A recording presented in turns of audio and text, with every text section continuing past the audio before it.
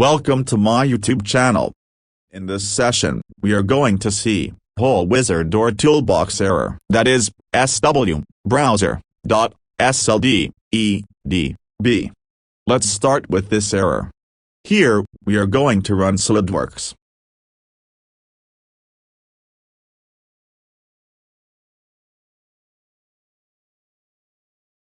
Let's have a look. Due to missing toolbox location, we are facing whole wizard or toolbox error. Click the OK button, and SOLIDWORKS will open. Here, we will see how the whole wizard gives an error after encountering this issue.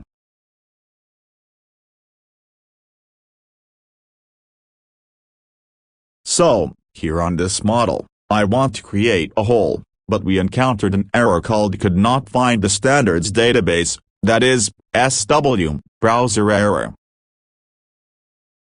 To resolve this error, we are going to add location of whole wizard or toolbox, that is SOLIDWORKS Data folder. To add whole wizard or toolbox location, we will go to System Options, then we will select whole wizard or toolbox. From whole wizard or toolbox, browse folder location, that is C, then SOLIDWORKS Data 2022. And hit Select Folder button.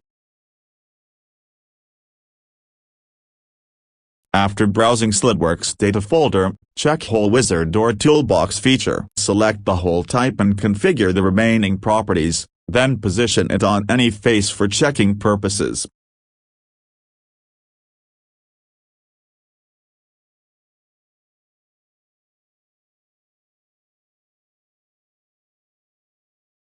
See. This is how we have successfully resolved whole wizard or toolbox error.